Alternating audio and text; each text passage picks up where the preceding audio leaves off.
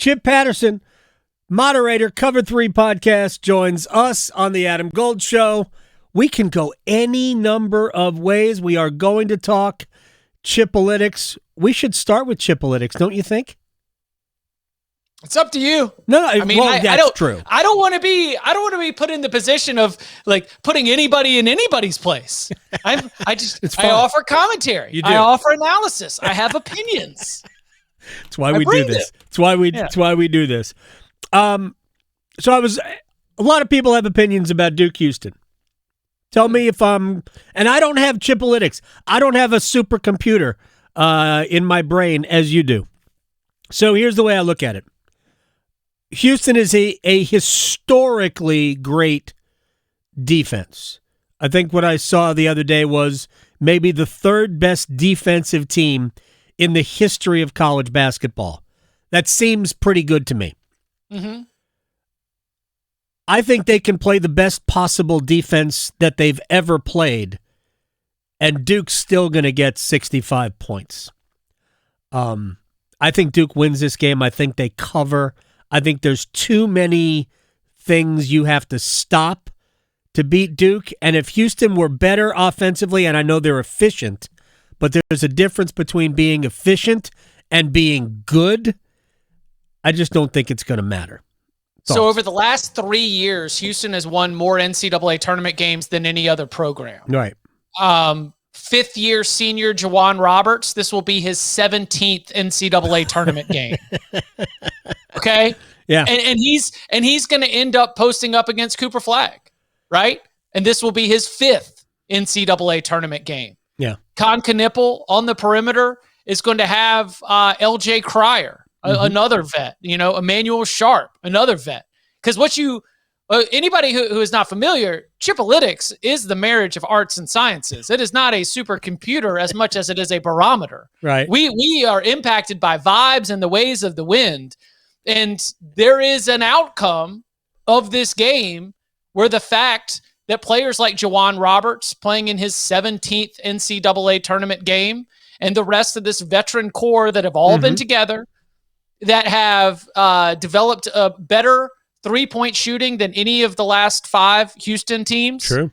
That have an ability to shoot over the Duke defense, maybe that does end up playing a big role. Kelvin Sampson, who has been, leading this program for so long.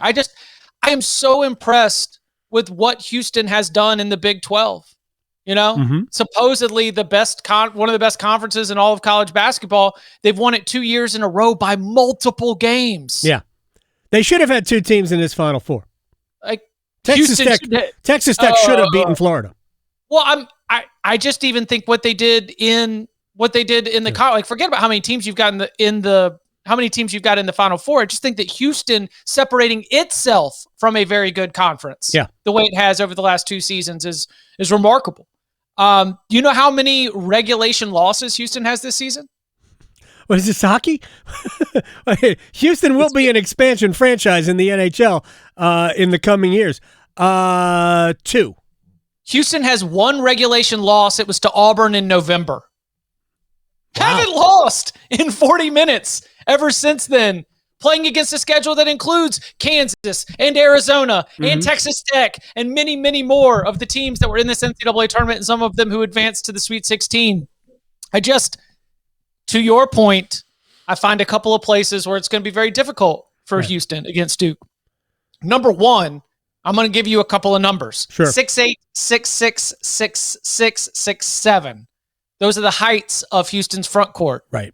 They do a remarkable job. The amount of block shots that they get, the amount of offensive and defensive rebounds that they get while having those heights on the sheet is remarkable. But when you compare that to what's going to happen with Kaman Malawach at the rim, I think that is the kind of thing that makes a huge difference. Now, those 6'8" players have 7'4" wingspans. Like, that's part of the reason why they're able to make up for this. It's one of the reasons why they are one of the best pick-and-roll defenses in the entire country, because when the roll man is trying to get his hands up, well, guess what? Houston's got just a big old Inspector Gadget arm that can shoot up and knock it out of the way. In fact, they force turnovers on 1/3 of the pick-and-rolls that they defend. those active hands out there. But if active hands lead to fouls, Houston is not very deep. Duke is the best free throw shooting team that is in this tournament right now, left in this tournament. They were going into the Elite Eight as well. So I see a lot of ways where Duke would be able to overcome, getting a little bit exposed out of inexperience, where Duke might be able to overcome, maybe catching a few mistakes along the way. As long as that Duke team stays composed, they win this basketball game. Now, by what margin, by what score? Right. I've got it 71-65. So that is like covering the 5.5. That is covering the 5.5 by a hook. But that is what I had to write on late Sunday night. I had to submit game scores, and that was the one I had. So I've got it pretty close, but I would not be surprised by almost any result. Here's what Chip Patterson joining us here as he does every Wednesday. I think if you're Houston, to me, the place where you will impact the game the most, at least offensively, is on the glass. They are a great offensive rebounding team. And at times, especially early, Alabama got to the offensive boards and bothered Duke. Arizona got to the offensive boards and bothered Duke. Again, in both games, it was more early than, first half than second half. And that's where I think Houston can have an impact.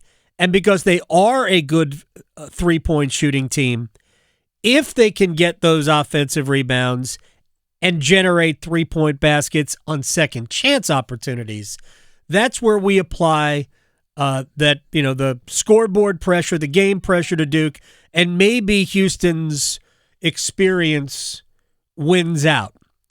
So to me, that's where what John Shire is working on this week is making sure that we take care of the defensive glass, because for the most part this season, Duke has been an excellent defensive rebounding team. Right. And at the other end, how Houston is going to handle Duke's pick and roll offense. Duke has a lot of different offenses, but their pick and roll offense, which they like to use a lot, especially when Con Knipple has the ball.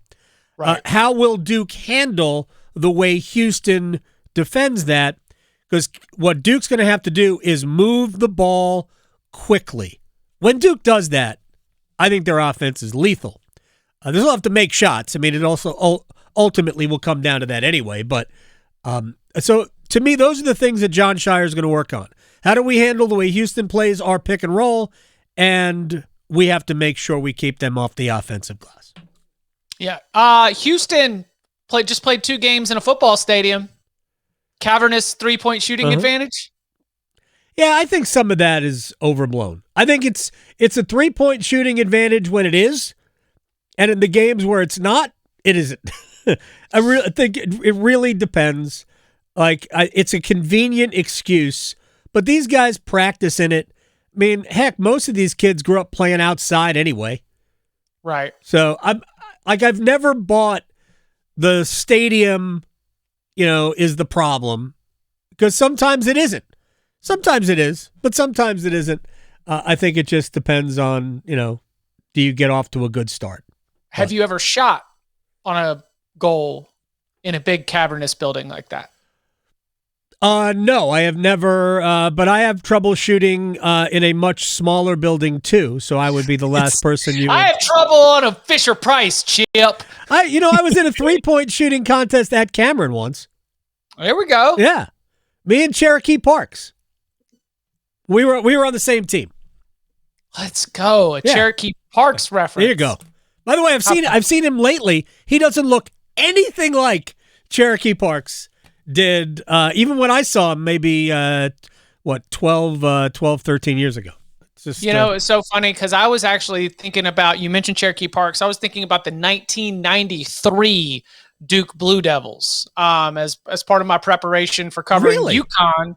I was going to look at the teams that did not three-peat.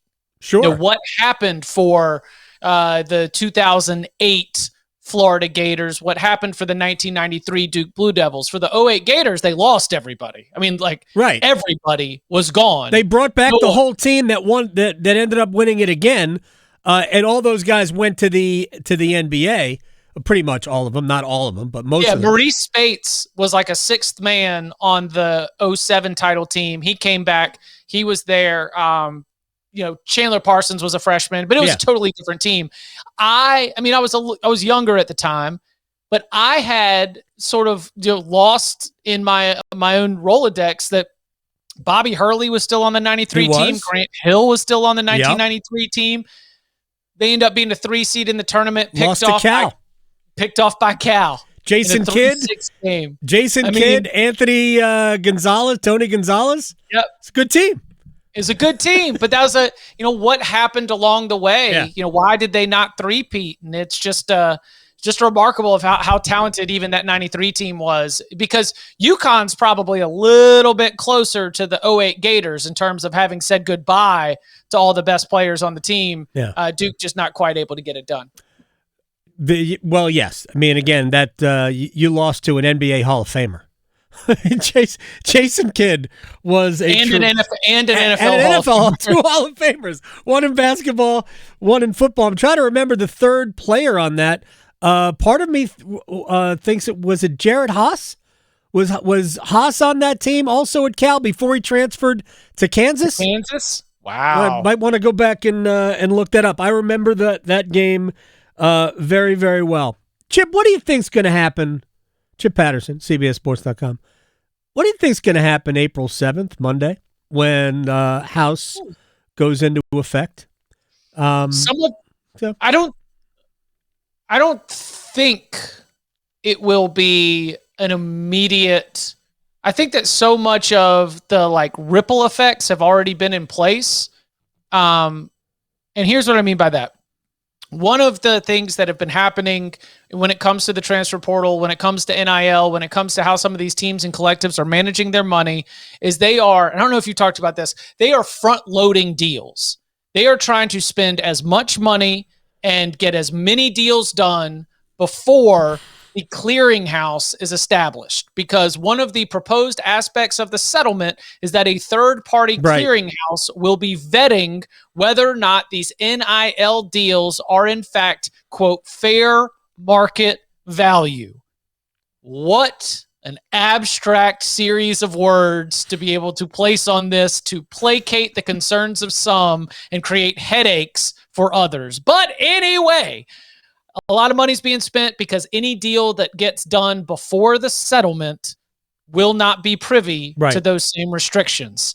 And so right now in the college basketball transfer portal, what we saw a little bit in the winter transfer portal, now even with some of these big money early enrollee quarterbacks, at the college level on football side, that a lot of money is being spent because they believe that there's a chance there's going to be more restrictions coming down in terms of these NIL deals on the other side of it. We'll see. Of course, there will be more restrictions. We'll probably call them guardrails. But, and I said this earlier, because there's a salary cap, if you will, there's going to be a lawsuit. Because you can't put an artificial cap on anything unless it is agreed to by all parties. It's called collective bargaining. Mm-hmm. I just wish, they employ and they use lawyers every single day. Why is it people like me understand this, but they feel like it won't happen? They've been in court almost nonstop for how many years? They're going to be in court again. The settlement can say what the settlement says, but it's not going to stop future litigation. I don't understand why they don't get that. But you agree that it's not like April 7th hits and then everything goes crazy. No. But it's going to start a lot of things in motion. It'll be a 1 year because, as you said, so many of these things are going to be front-loaded, right, until the clearinghouse. Because on April 7th, they can agree to this, but the systems aren't going to be in place I mean, I'll be surprised if they're in place before the football season starts. I'll be surprised if they're in place before the football season ends. So it's going to be some sort of there's going to be lag time. But I think we'll have lawsuits before the systems are even in place. Oh, boy. Yeah. It's so much fun. I know. It's going to be I would rather write 3,600 words on ACC quarterback battles in March than go through. Spoken like somebody who's probably done that. Yeah. One more big picture thing, and then we'll move on to more fun stuff, because we haven't talked about the other game, the Florida-Auburn game, the SEC championship game. St. Francis of Pennsylvania reclassified down. Mm-hmm. They won they lost the game to Alabama State in the NCAA tournament. The first four, one of those half full court heaves, catch, great game, great finish, and then a wild play at the end. But then they announced that I think for the 27-28 season they would classify back down to Division III. Do you think we will see a fair number? I don't know about a lot. How many? I don't know. Do you think we're going to start seeing more of that over the next 5 or so years? I think we'll be closer to 300 Division I schools in the next half decade, losing about 60 or so. I think that further down the line, we'll be having maybe some schools. I don't think they'll be dropping down to FCS. I think it will be a collection of schools that jumps up into a newer sort of FBS plus type subdivision. We'll have a separation in the FBS, right? Right. 2 levels of FBS football. Right. And I think that for schools that are essentially opting out of revenue sharing, that's what they're doing. Right. Like we're not going to be participating in this, not out of necessarily any ethical or moral grounds, but just because this is an aspect of finances we're not prepared to endure. Yeah. How does a school how does Boston College compete? How do they provide all of this especially if you're not in one of those, the Big Ten or the SEC, where you're probably, I think all of these schools will eventually get to $100 million each in shared revenue from the conferences. I think the number will end up for those two leagues. The ACC isn't good. No matter what they do, they're not going to get to that, and they're certainly not going to get to it at the BC level. You might be able to get close to that, not necessarily that number, with Clemson, Florida State, Carolina, some others. And in the Big 12, you might be able to get close to that with some of their schools. But for the most part, BC ain't going to get that. So how do they then set aside 21-point-something million to give to players? It is a portion of the amount that you get from the Atlantic Coast Conference. Right. Like that's revenue sharing indicates that, it's the settlement is trying to create percentages that are somewhat along the lines of professional leagues when it comes to how the revenue is distributed between the players and the owners. It is something that makes sense, but to your point, also has a lot of places where the legality of it can be attacked. And they're going to be, but I'm just talking about in a practical, real world scenario. Like Boston College has $21 million in its athletic department. Well, sure, but it would come at the expense of a lot of things. Like, I think the first thing that these schools should do, and if they do it, I don't know, but the first thing they should do is examine whether or not it's smart to be paying a football coach $7 million or whatever. Right. I don't know what BC's paying Bill O'Brien. I don't know what they're paying him. I don't know what Pitt is paying Pat Narduzzi. Actually, quite a lot of money. Right. I don't know, but if I'm Pitt and if I'm BC, in order to compete financially for players and provide that for players, to me, that's where the money needs to come from. Unless we're going to jettison other sports, which they can certainly do as well, but then it's all then I just don't think that any of that is healthy just to have football. I think football needs to separate from everything else anyway and then go back to being normal. But well, hey, just because you mentioned Boston College will be one of the schools in the ACC that I expect will be making decisions with its revenue sharing budget that will run counter to Big Ten, SEC, and a very few ACC schools. I think that's going to be a school that is going to be making some decisions about who we are and what we want to be, and maybe investing a little bit more into basketball than they are into football. Okay, here this is the other place I wanted to go with you. Keith, I almost called him Ralph Willard. Well, he did. I mean, Kevin Willard now. I think his dad, Ralph Willard, was a coach all across college basketball for a long time. But Kevin Willard left Maryland, Big Ten money, to go to Villanova, where they play football, but they play football at the FCS level. And I'm curious how many schools will look at the inefficiency and say, you know what, we might be able to really compete in basketball if we devote more money of this revenue sharing to hoops. I think you alluded to that with Boston College, but Villanova's certainly going to do that. Mm-hmm. You can make an argument that we might create more Cinderellas if schools opt into the revenue sharing, but concentrate it more on the basketball side. The Atlantic 10 has already been very loud about its plans to try to really boost its basketball in a national standing. The Big East as well, internally, they're licking their lips at the opportunity to be able to win bidding wars against the SEC and the Big Ten because of their advantages in terms of what's being put into the basketball, while those other schools are having to make decisions about sending that money to football. The fact that Mike Loxley came out and was like, I don't really appreciate him airing our dirty laundry. That sounds like somebody with leverage because he knows the football program's getting more than the basketball program. Oh, yeah. And that the football program's being treated differently than the basketball program. To do what? 8 wins, baby. 7-8 wins. Gosh. The way, and by the way, it is my understanding that is a message within the Atlantic Coast Conference. That one of the messages is, hey, once this revenue sharing comes down, let's go at it with basketball. Let's make this something that can be part of our thing. If we are never ever going to be able to play the keep up game in football, then let's do basketball at a high level. And so I expect those decisions will be made in some places that'll really disappoint some football coaches.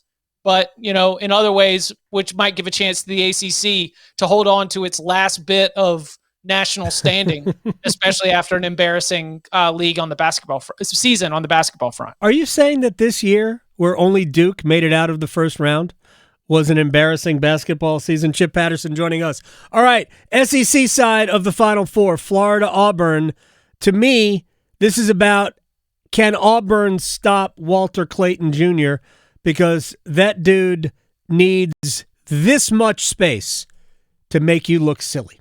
I hear you, but let me take you inside the matchup, okay? Let's Chipolytics. I'm wiping the grease board. So, here, I got it right here. Florida, this season, when they have a 37% offensive rebounding percentage, when they rebound, 37% of their misses are 20-1. Right. Now, they haven't lost a lot of games, so there's not a lot of losses. But when they are below that number, that is the upset loss to Missouri. That is the upset loss to a Georgia team that was just a 9 seed in this tournament. And that was also, and this is the important one, their worst offensive rebounding performance of the season, a 64-44 loss to Tennessee. You talk to any Florida fan, you talk to anyone that watches every one of these games, Walter Clayton shooting threes is great. But what has been a huge deal is Ruben Chinyelu, Alex Condon, the rest of these Florida bigs rebounding the misses off those 3-pointers. This is a Florida team that gains extra possessions and is able to continue to be efficient offensively because of its offensive rebounding. Janai Broome individually, one of the best defensive rebounders in the country. Auburn as a team, middle of the pack, defensive rebounding. So that to me is Florida will get in there. They're going to shoot their threes. If Auburn lets them clean up on the offensive glass, the Auburn might not stand a chance. But if you can limit them to just that one shot, I don't think that over the course of a 40-minute game, Walter Clayton's going to shoot you out of the gym. What we've seen is that when it's nut cutting time, Todd Golden's words, not mine, nut cutting time, that they are the ones that are ready to step up and answer the moment. I mean, Clayton is amazing. Texas Tech should have won that game. You missed the first front end of 2 1-1s when you've got a 9-point lead. Florida hits 3. It was Houck who I think hit the first 2. Yep. Clayton hits the next 2, basically, including one that looked very Steph Curry-ish. All right, just give me a yes or no. Rory McIlroy won the Masters this past weekend with a, 64-65 finish, even par to open at the Houston Open, and then just blistered for 3 days. He sandbagged on Thursday, so he wouldn't win, but he got his game right. He won the Masters Sunday. You are not concerned. You think he is false flagging the elbow? He got an elbow issue? Yeah, coming off the course. This. Coming off the course on Sunday. Oh, you're gonna make me research this now. Elbow's been giving me a little bit of trouble, but I think he could be sandbagging there. But he said elbow's been giving me a little bit of trouble. We'll get that checked out. Just keep listen. Scotty's out here. It's over. It's over for Scotty Scheffler. No, but I'm saying he's just kind of flying under the radar. Now you made me. Now I got to read about this elbow thing. Yeah, it's just if only there was this young talent star. Everyone thinks he's a robot, but really we understand he likes the game enough. He can hit it long. Yeah, he's from overseas. Are you talking about Min Woo? No, I'm talking about Ludwig. Oh, yeah. He hadn't played well. Yeah, he's the betting favorite this week, but he hadn't played well. I love Ludwig. Yeah, no, I would not bet on him this week to win. I think this is the tune-up round. All right, sir. Chip Patterson, CBSSports.com, Cover 3 podcast. We'll talk Masters on Wednesday. Sounds good. Y'all be well. Peace.